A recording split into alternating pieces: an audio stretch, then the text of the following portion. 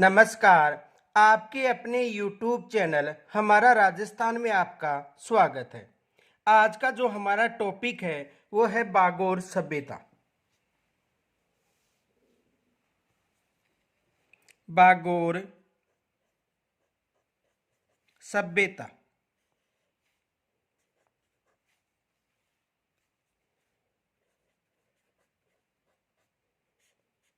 आज का जो हमारा टॉपिक है वो है बागोर सभ्यता। देखो, बागोर सभ्यता कहाँ पर विकसित हुई है? भीलवाड़ा में। बागोर सभ्यता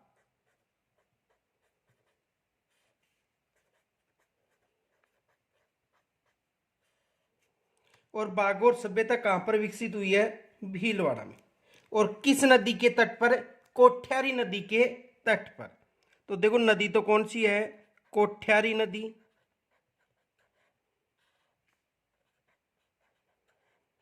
कोठ्यारी नदी के तट पर कहां पर विकसित हुई है? भीलवाड़ा में।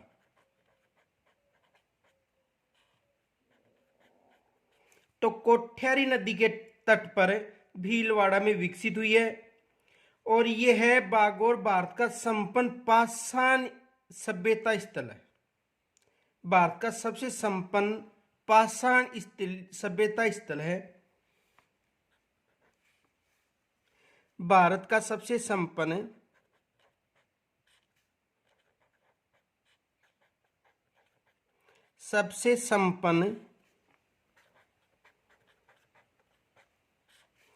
पाषाण सभ्यता स्थल है।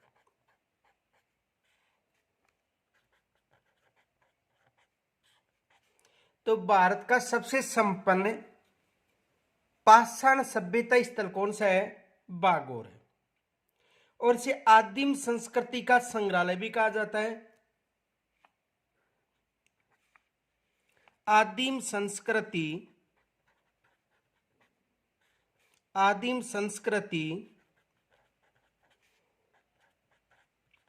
का संग्रहालय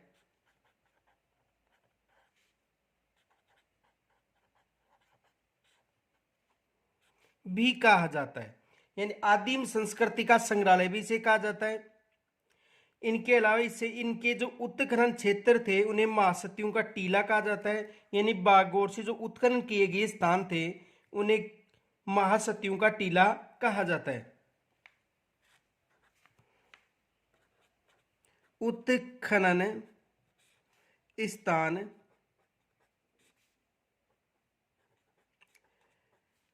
महासतियों का टीला कहा जाता है। यानी जो उत्खनन स्थान थे उन्हें महासतियों का टीला भी कहा जाता है। इनके अलावा देखो, यहां पर प्राचीन पशुपालन के अस्थियों के अवशेष मिले थे।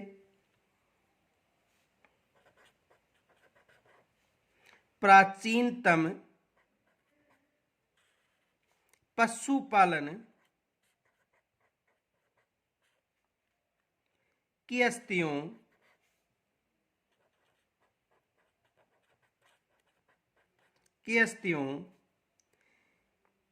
के अवशेष मिले हैं। यानी यहां पर जो प्राचीनतम पशुपालन है उनके अस्थियों के अवशेष मिले।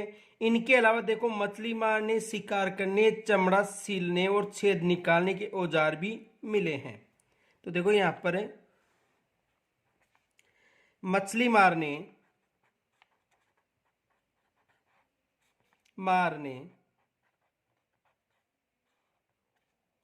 शिकार करने,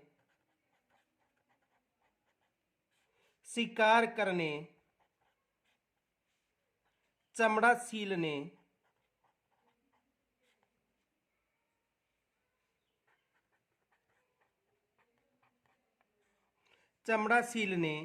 एवं छेद निकालने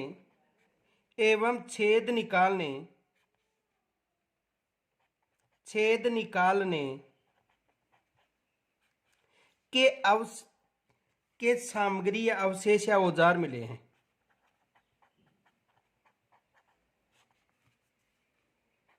के औजार मिले हैं।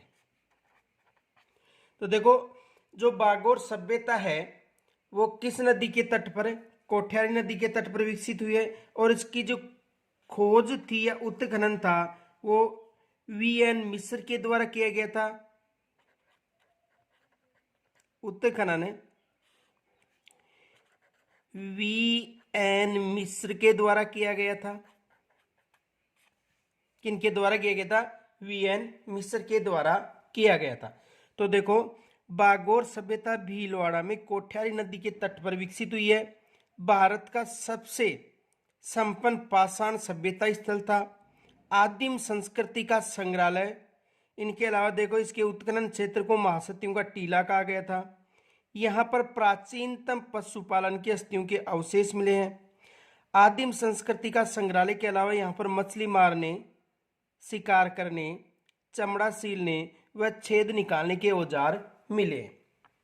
ये विशेष याद रखना, यहाँ से एग्जाम में अधिकतर प्रश्न बनता है। आगे देखो, ये जो सभ्यता है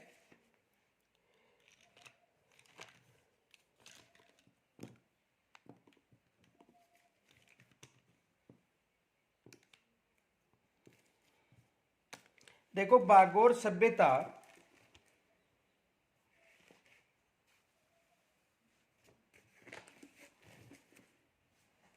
ये है सभ्यता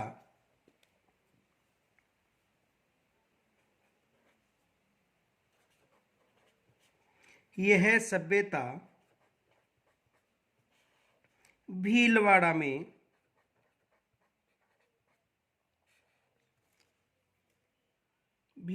में कोठ्यारी नदी के तट पर विकसित हुई है।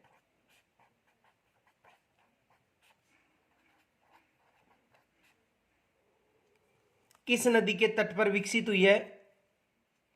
कोठ्यारी नदी के तट पर विकसित हुई है। देखो,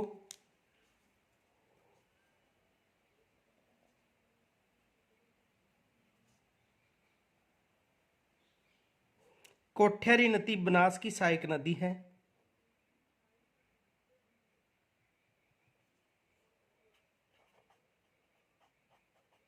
बनास, और बनास की सहायक नदी कौन सी है? कोठ्यारी। तो इस नदी के तट पर कौन सी सभ्यता विकसित हुई है? बागोर सभ्यता।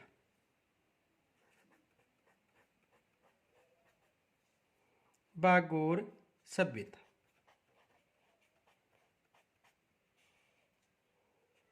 तो बागोर सभ्यता किस नदी के तट पर विकसित हुई है?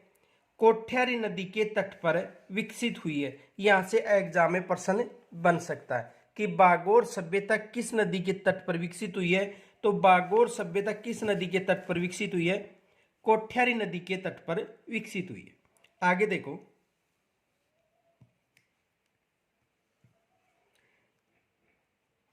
इस पुरातात्विक स्थल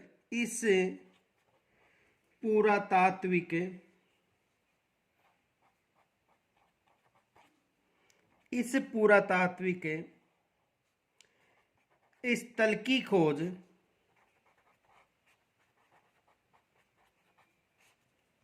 इस पुरातात्विक स्थल की खोज 1967 से लेकर 1970 के मध्य,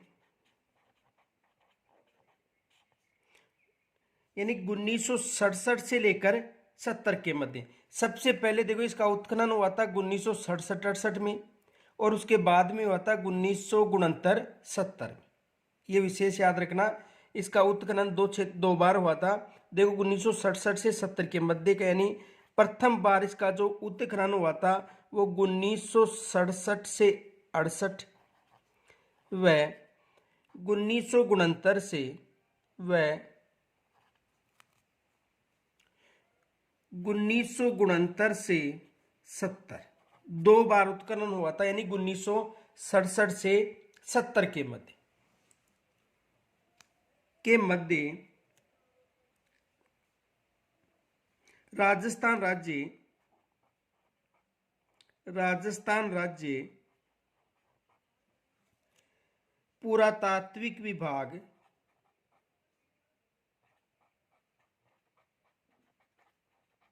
राजस्थान राज्य पुरातात्विक विभाग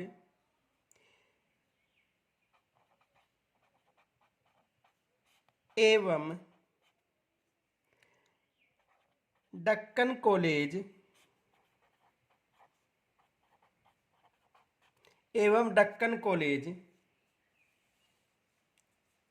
पुणे के तत्वाधान में पुणे के तत्वाधान में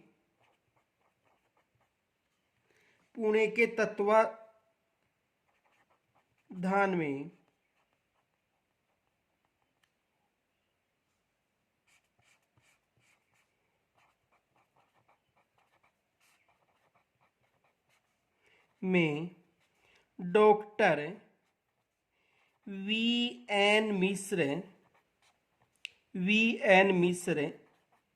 देखो वी एन मिश्र का पूरा नाम है वीरेंद्र नाथ मिश्र। वी एन मिश्र का पूरा नाम क्या है? वीरेंद्र नाथ मिश्र। एवं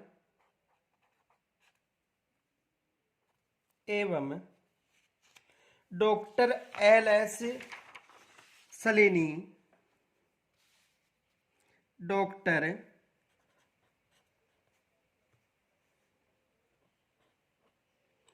एल एस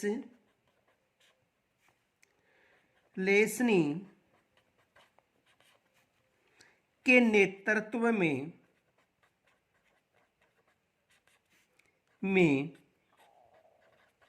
किया गया था।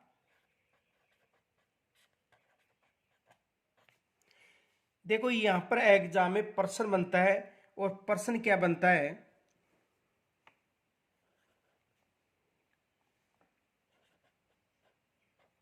बागोर सभ्यता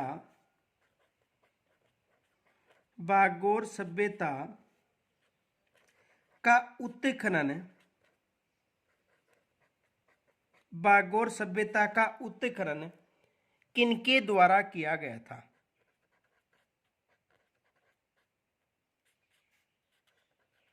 किनके द्वारा किया गया था?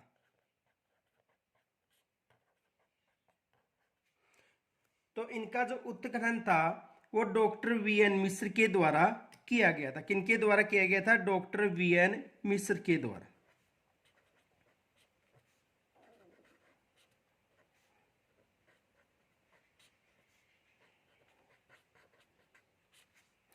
और 1967 से लेकर 1970 के मध्य इनका उत्खनन कार्य चला था, 2 चरणों में चला था। दूसरा प्रश्न ये पूछा जाता है,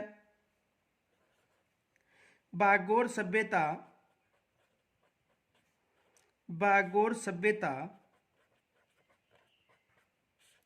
किस नदी के तट पर विकसित हुई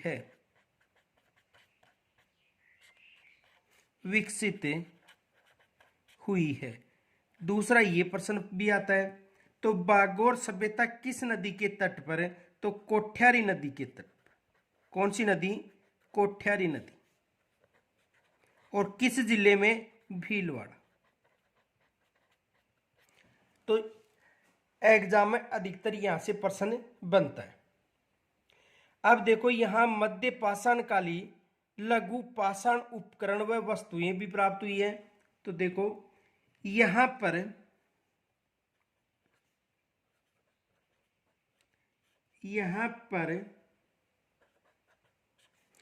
उत्खनन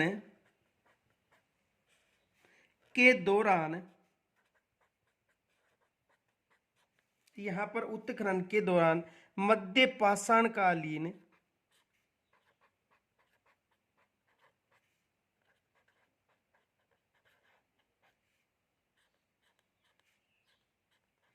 मध्य पाषाण कालीन लघु पाषाण उपकरण, लघु पाषाण उपकरण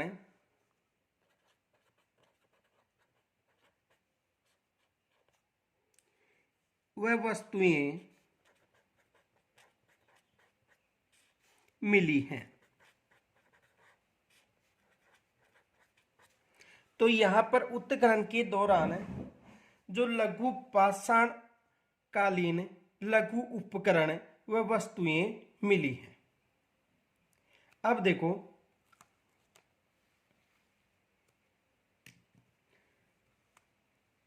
बागोर के उत्खनन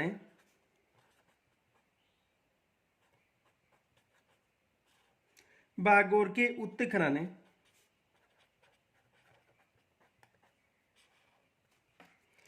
में प्राप्त प्रस्तर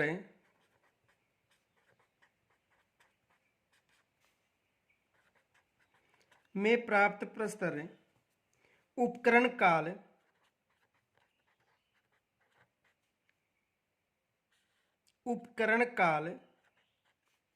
विभाजन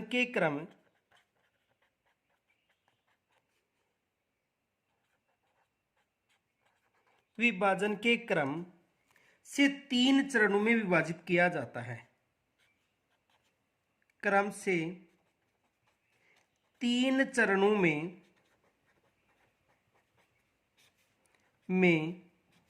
विभाजित किया जाता है।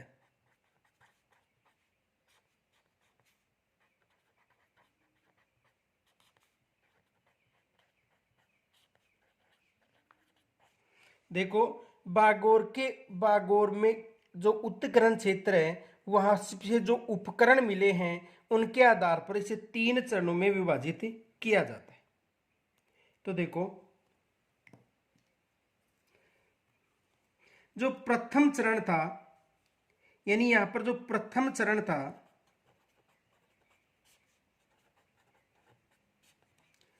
उस प्रथम चरण में उत्खनन के दौरान यानी बागोर में उत्खनन में पाषाण उपकरणों के साथ साथ एक मानव कंकाल भी प्राप्त हुआ था।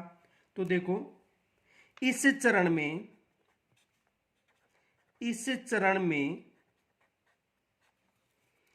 पाषाण उपकरणों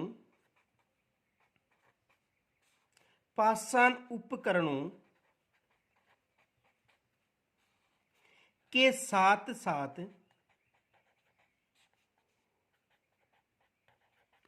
एक मानव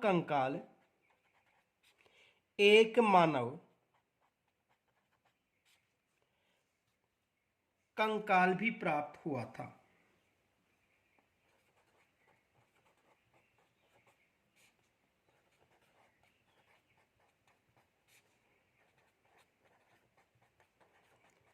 यानी जो प्रथम चरण था उनमें पाषाण उपकरणों के साथ साथ एक मानव कंकाल भी प्राप्त हुआ था। एग्जाम में यहां से प्रश्न बन सकता है कि किस स्तर से या किस चरण से उत्खनन के दौरान बागोर सभ्यता में एक मानव कंकाल भी प्राप्त हुआ था। तो कौन सा चरण था? प्रथम चरण। यहां पर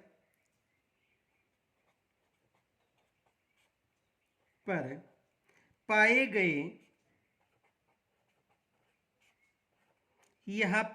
गए लघु पाषाण उपकरणों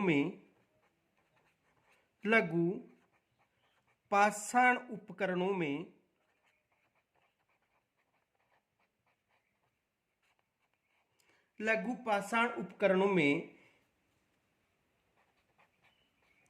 ब्लेड, छिद्रक,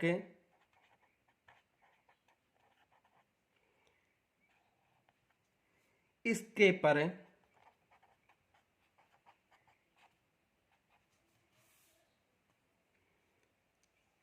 वेदक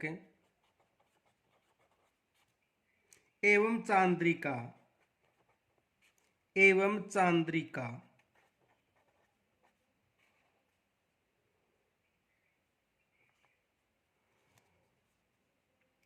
आदि उपकरण या औजार मिले हैं। जो प्रथम चरण था उसमें एक तो देखो पाषाण उपकरण, प्रथम चरण में पाषाण उपकरण, और पाषाण उपकरणों के साथ साथ एक मानव कंकाल भी मिला है। इनके अलावा देखो यहाँ पर पाए गए जो लघु पाषाण उपकरण हैं उनमें ब्लेड, छिद्रक, स्क्रेपर, भेदक, चांद्रिका आदि उपकरण मिले हैं। ये भी विशेष याद रखना, एग्जाम में यहाँ से भी प्रश्न बन सकता है। इनके अलावा देखो यहाँ पर जो उपकरणों से यह अनुमान लगाया जाता है कि यहाँ के लोग या मुख्य व्यवसाय आखेट करना था। आगे देखो यहां से प्राप्त उपकरणों से यह अनुमान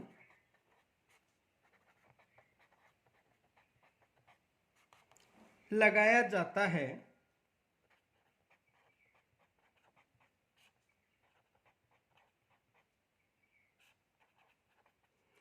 कि यहाँ के लोग या यहाँ के लोगों का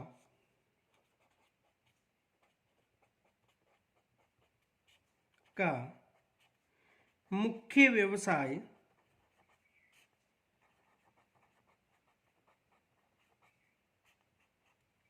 आखेट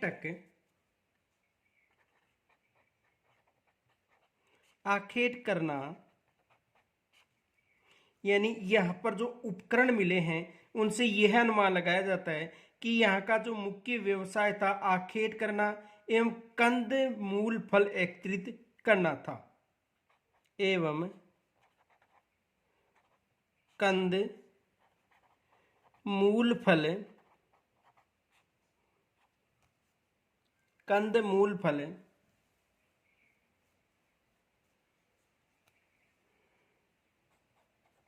एकत्रित करना था।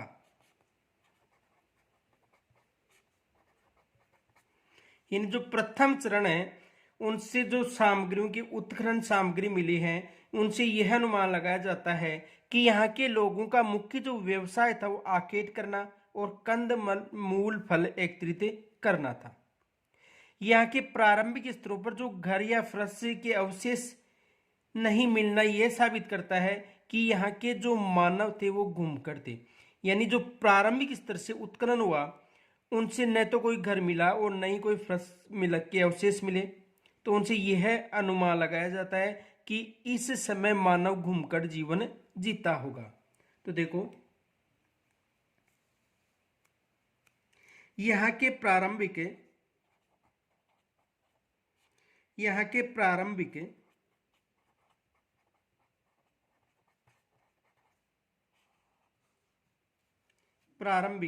स्तरों पर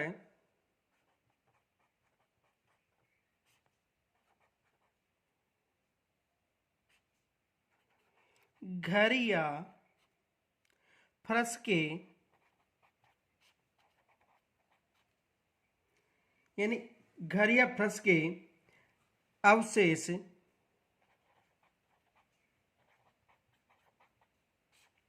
नहीं मिले थे।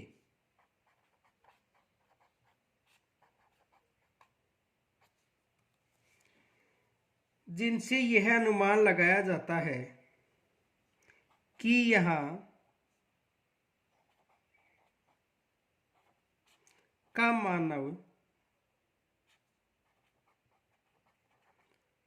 घूमकर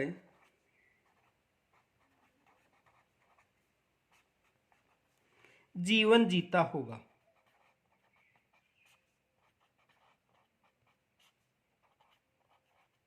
देखो यानी जो प्रारंभिक स्तर पर यहाँ पर घर या मकान या फर्श का अवशेष नहीं मिला था उससे अनुमान लगाया जाता है कि यहाँ का जो मानव था वो घूमकर जीवन जीता होगा।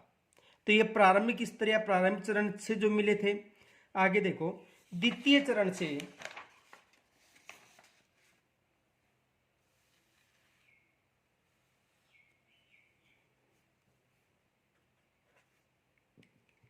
भागोर के द्वितीय चरण में भागोर के द्वितीय चरण के उत्खनन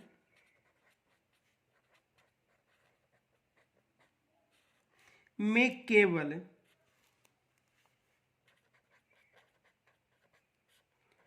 5 ताम्र उपकरण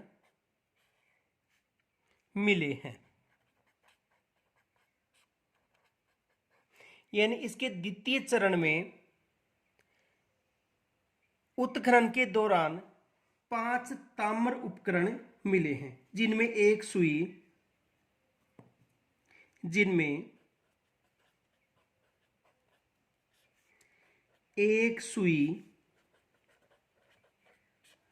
ये विशेष मोस्ट माना एग्जाम में प्रश्न पूछा गया था। एक सुई, एक कुंताग्र,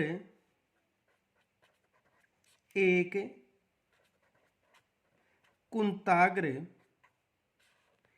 सुई, एक कुंताग्र, एक त्रिभुजाकार शस्त्र,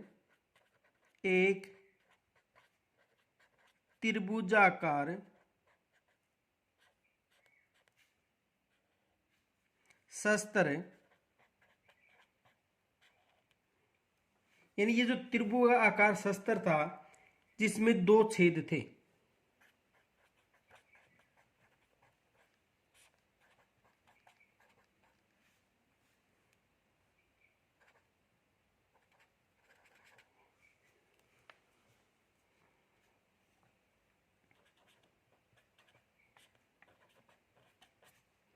तो ये जो त्रिभुजाकार जो शस्त्र मिला था उसमें 2 छेद थे। यानी यहां पर जिनमें एक तो सुई प्रमुख थी, एक कुंताग्र प्रमुख था और एक त्रिभुजाकार शस्त्र प्रमुख था, जिनमें 2 छेद या छिद्र थे। तो भागोर के द्वितीय चरण में उत्खनन के दौरान केवल 5 उपकरण मिले हैं। कितने उपकरण मिले हैं? 5 ताम्र उपकरण मिले हैं। इनके अलावा देखो इस चरण में उत्खनन में मकानों के अवशेष भी मिले। तो देखो द्वितीय चरण है, इस चरण में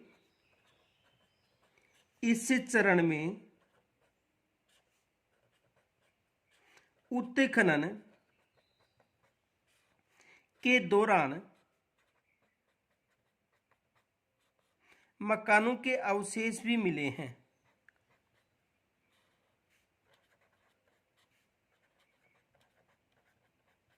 मकानों के अवशेष भी मिले हैं। देखो प्रथम चरण में मकानों के अवशेष नहीं मिले थे। यहां पर केवल जो मकानों के अवशेष नहीं मिले इससे अनुमान लगाया गया था कि मानव घूमकर जीवन जीता होगा। लेकिन द्वितीय चरण से मकानों के अवशेष मिले हैं, जिनसे यह पुष्टि होती है कि इस समय मनुष्य एक स्थान पर स्थायी जीवन जीना प्रारंभ कर दिया था, जिससे यह पुष्टि होती है कि मानव ने स्थायी जीवन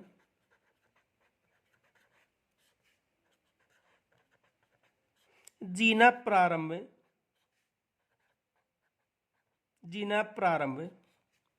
कर दिया था।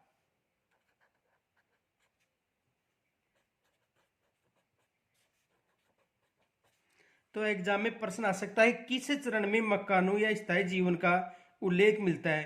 तो किस चरण में मिलता है? द्वितीय चरण। इनके अलावा देखो इस काल की प्राप्त हड्डियों में गाय, बैल, मृग, चीतल, बारहसिंगा, सुअर, गिद्धड़, कछुआ आदि के अवशेष मिले थे। तो देखो इस काल से प्राप्त हड्डियों में इस काल से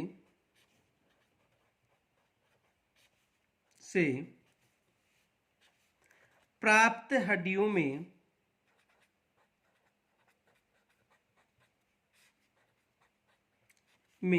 गाय,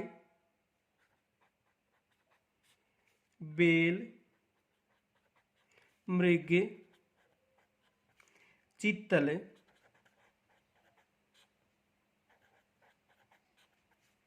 बारहसिंगा,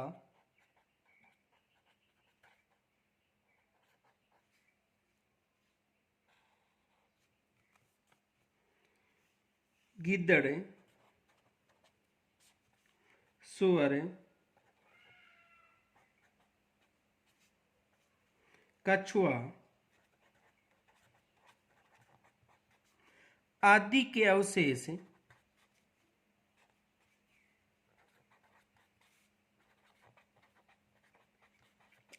अवशेष मिले हैं।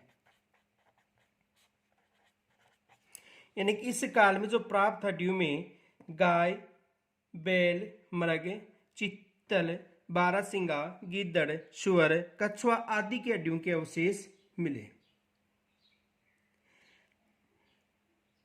कुछ यहाँ पर जली हुई हड्डी व भुने मांस के भुने हुए जाने का प्रमाण का अनुमान लगाया जाता है कि यहाँ पर जो मानव था वो मांसाहारी था और इनके अलावा कृषि कार्य करना सीख गया था। तो देखो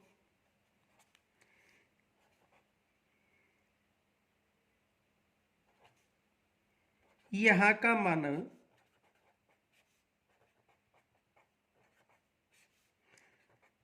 मांसाहारी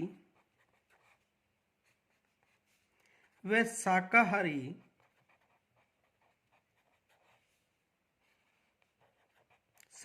था तथा कृषि कार्य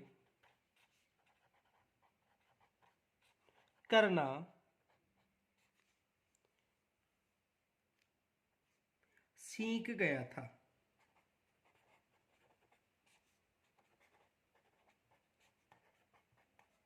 यानी यहाँ पर जो मानव था वो कृषि कार्य करना सीख गया था।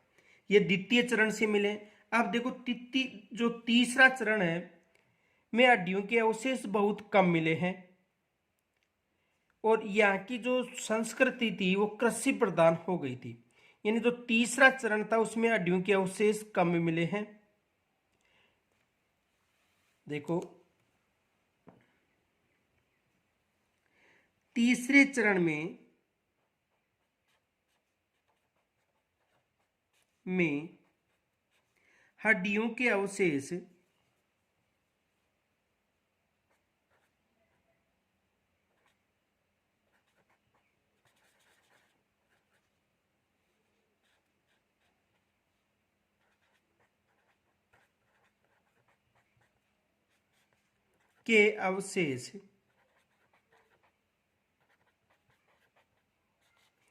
कम मिले हैं।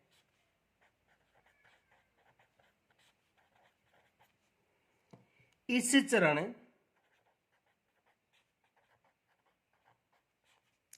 चरण में मानव संस्कृति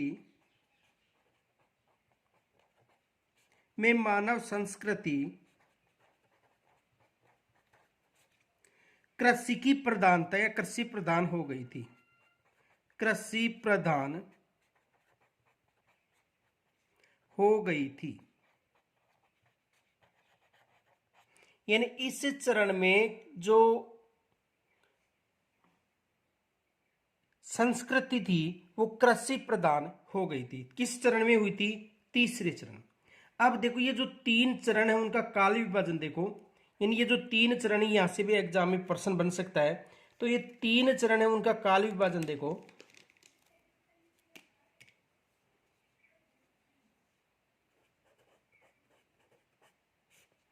काल विभाजन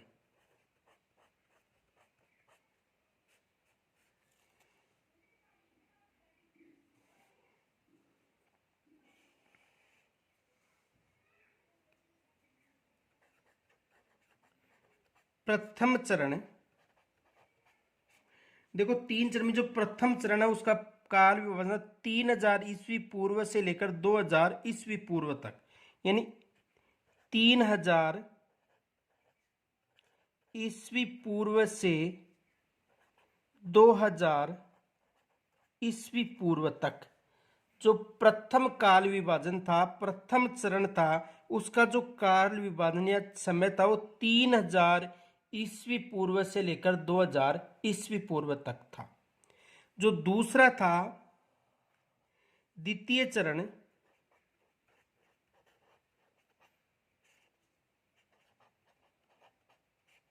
द्वितीय चरण का जो काल विभाजन था वो 2000 ईस्वी पूर्व से 500 ईस्वी पूर्व तक।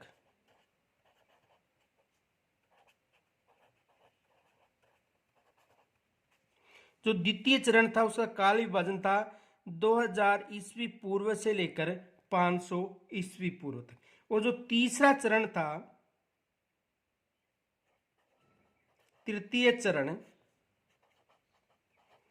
तो तृतीय चरण का जो काल विभाजन था वो 500 ईस्वी पूर्व से लेकर प्रथम ईस्वी तक था। ये विशेष याद रखना। इनका जो प्रथम चरण था वो था 3000 ईस्वी पूर्व से 2000 ईस्वी पूर्व तक।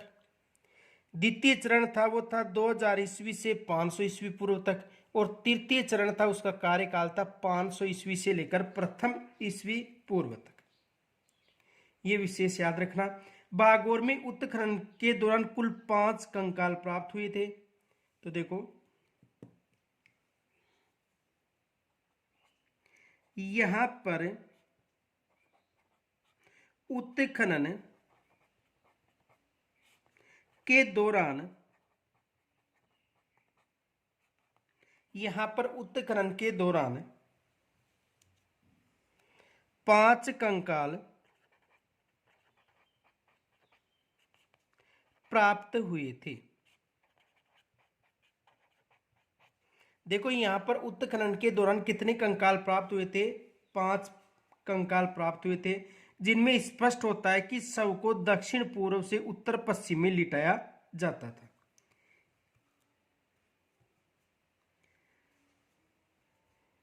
जिनसे स्पष्ट होता है, जिनसे स्पष्ट होता है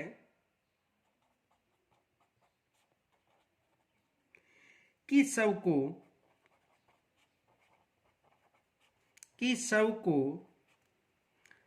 दक्षिण पूर्व से उत्तर पश्चिम, दक्षिण पूर्व से उत्तर पश्चिम में लिटाया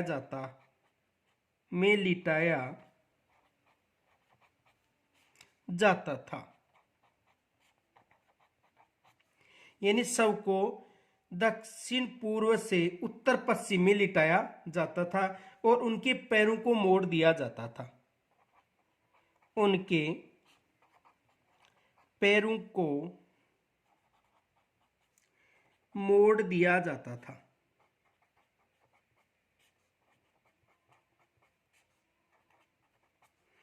यानी उत्खनन के दौरान 5 कंकाल प्राप्त हुए, जिनमें स्पष्ट होता है कि इनके शव को दक्षिण पूर्व से उत्तर पश्चिम में लिटाया जाता था और उनके पैरों को मोड़ दिया जाता था।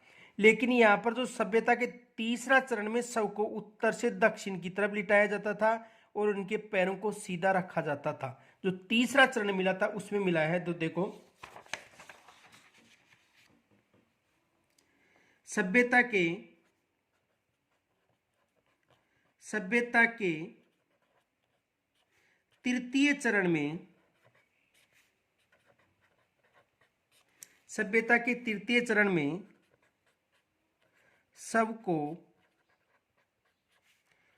उत्तर से दक्षिण की तरफ, उत्तर से दक्षिण की तरफ लिटाया जाता था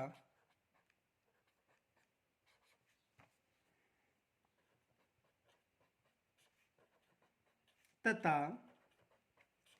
पैरों को सीधा रखा जाता था।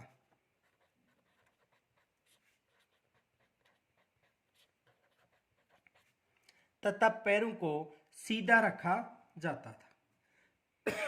इनके अलावा देखो इनके सबके साथ साथ मोती का हार मिला है, तांबे की लटकन मिली थी, मृदभांड मिले थे, मांस मिला था। उनसे यह अनुमान लगाया जाता है कि ये उनके साथ दफनाया जाता था। इनके अलावा देखो, जो तीसरा चरण मिला है उसमें एक कंकाल पर ईंटों की दीवार भी मिली है। उससे यह अनुमान लगाया जाता है कि यह समाधि का गोतक होगा। तो देखो, तृतीय चरण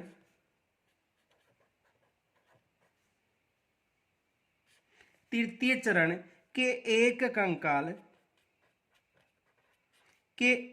कंकाल पर ईंटों की दीवार भी मिली है।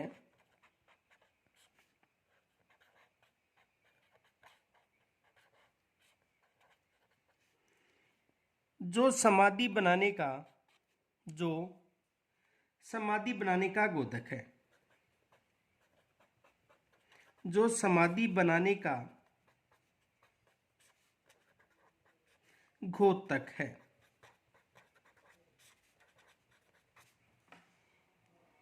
ये विशेष याद रखना। इनके अलावा देखो, मिट्टी के जो बर्तन हैं वो द्वितीय और तृतीय चरण में ही मिले। जो मिट्टी के बर्तन हैं वो किन चरणों में मिले हैं? द्वितीय व तृतीय चरणों में। तो यहां से एग्जाम में प्रश्न बन सकता है। देखो क्वेश्चन, देखो, बागोर सभ्यता के किन चरणों से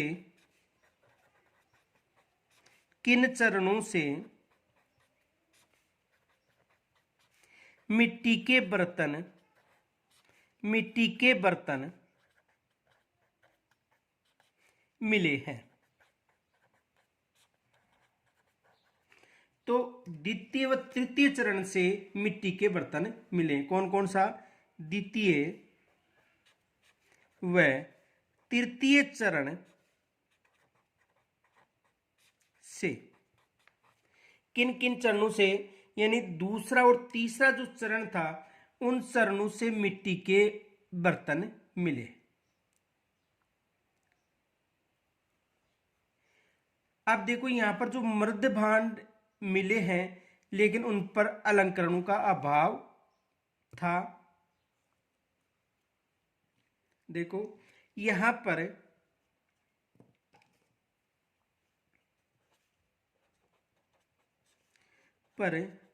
जो मृद भांड मिले हैं उन पर अलंकरणों का अभाव था। बाकी आहड़ और जो गिलुंड सभ्यता थी वहां पर जो मिले थे उनमें अलंकरणों का अभाव नहीं था और इनके ऊपर लाल रंग लगा हुआ था। यह भी विशेष याद रखना। और सभी हाथ से बने हुए थे। देखो इनके ऊपर लाल रंग लगा हुआ था तथा सभी हाथ से निर्मित थे। हाथ से निर्मित थे, यानी इन पर लाल रंगों का तो प्रयोग हुआ था लेकिन ये इन पर रेखाओं के अवशेष नहीं मिले थे और ये क्या थे? हाथ से निर्मित थे। इनके अलावा देखो, तीसरा जो चरण था उसके जो मृद भांड थे वो पतले एवं टिकाऊ थे और चाक से निर्मित थे लेकिन उन पर रेखाओं के अवशेष मिले, अलंकरण बहुत ही कम थे। तो देखो नोट याद रख लेना। नोट, तृतीय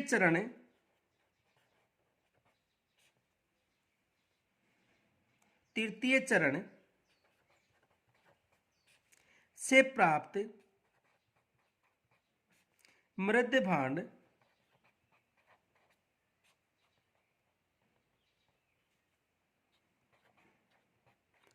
पतले व टिकाऊ हैं या टिकाऊ थे। यानी तीसरा चरण था, उसमें जो मर्द भांड मिले थे वो पतले व टिकाऊ थे तथा चाक के द्वारा निर्मित थे, तथा चाक के द्वारा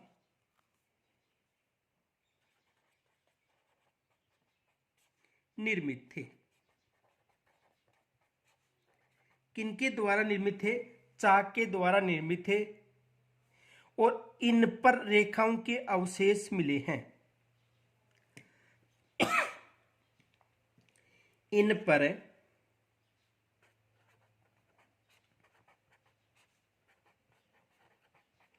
रेखाओं के अवशेष मिले हैं।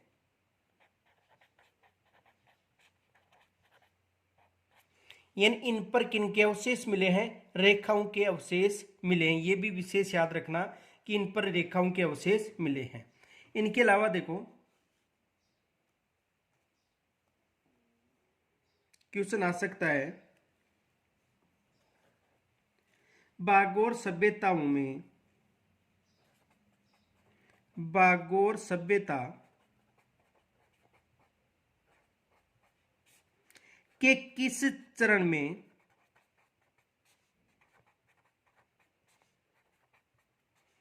मकानों के अवशेष मिले हैं?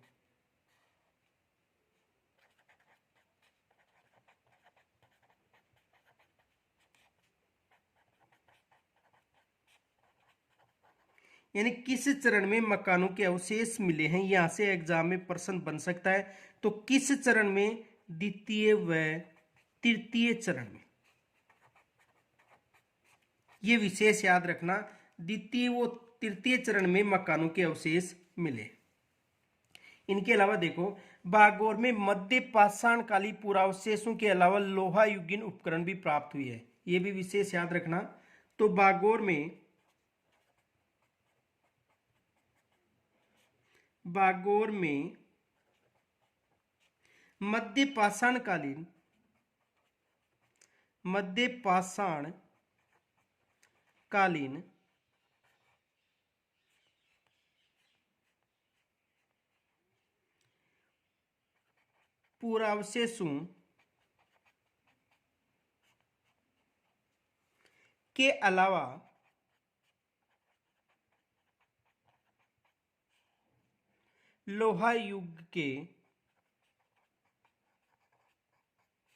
लोहा युग के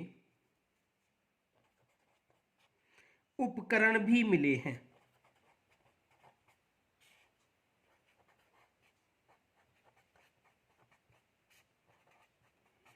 एग्जाम में यहां से प्रश्न बनने की संभावना विशेष याद रखना। एग्जाम में यहां से प्रश्न बन सकता है। ये मोस्ट मान लेना कि यहां पर जो मध्य पाषाणकालीन पुरावशेषों के अलावा लोहा युगीन उपकरण भी मिले हैं। ये विशेष याद रखना। इनके अलावा देखो,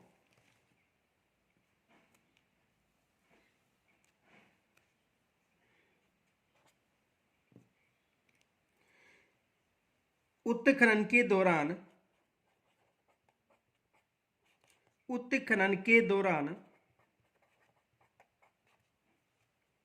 यहां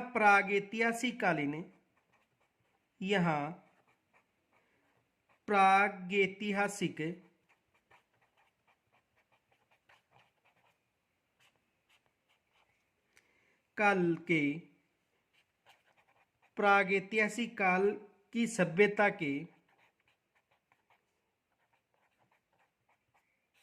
के अवशेष मिले हैं।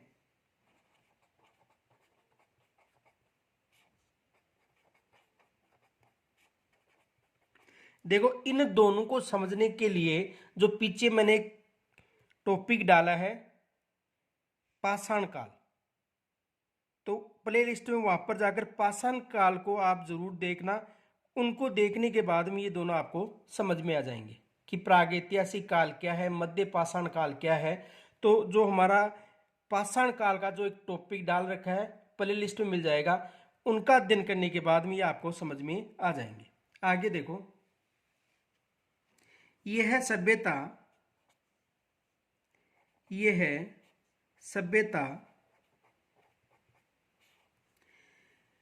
4 से 5,000 ईसा पूर्व की मानी जाती है। ईसा पूर्व की मानी जाती है।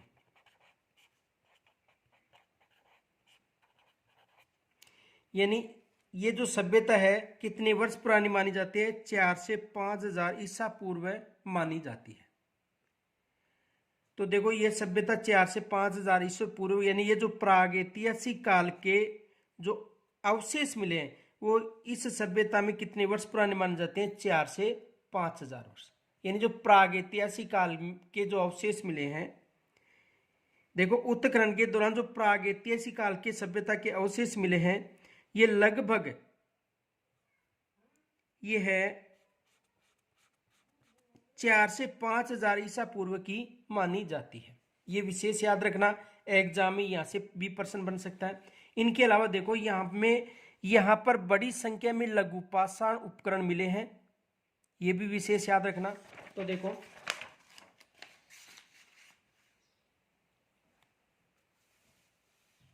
यहाँ पर बड़ी संख्या में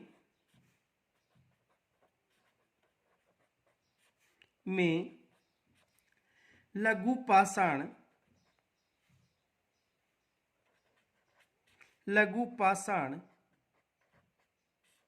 उपकरण मिले हैं। तो यहां पर बड़ी संख्या में लघु पाषाण उपकरण मिले हैं जो इस सभ्यता के निवासियों को आकिट होने का प्रमाण देते हैं। इनके अलावा देखो एक मोस्ट और है बागोर मध्य पाषाणकालीन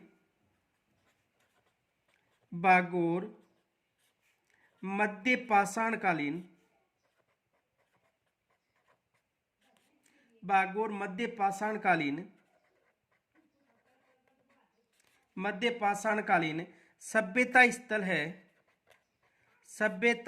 है। कौन सा स्थल है? यानी बागोर मध्य पाषाणकालीन सभ्यता स्थल है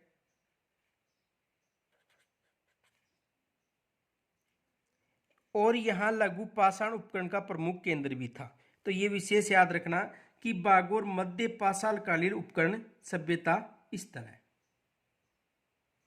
अब देखो यहां से एक प्रश्न भी बन सकता है, छेद वाली सुई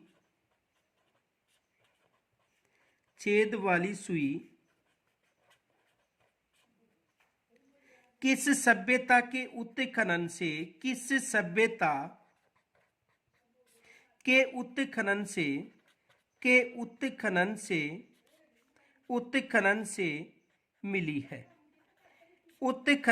मिली है। तो देखो छेद वाली जो सुई है वो किस सभ्यता के उत्खनन से मिली है? बागोर सभ्यता के उत्खनन से। कौन सी सभ्यता? बागोर सभ्यता। यानी बागोर सभ्यता के उत्खनन से छेद वाली सुई मिली है। ये विशेष याद रखना, एग्जाम में प्रश्न पूछा जा सकता है कि छेद वाली सुई किस सभ्यता के उत्खनन से मिली है?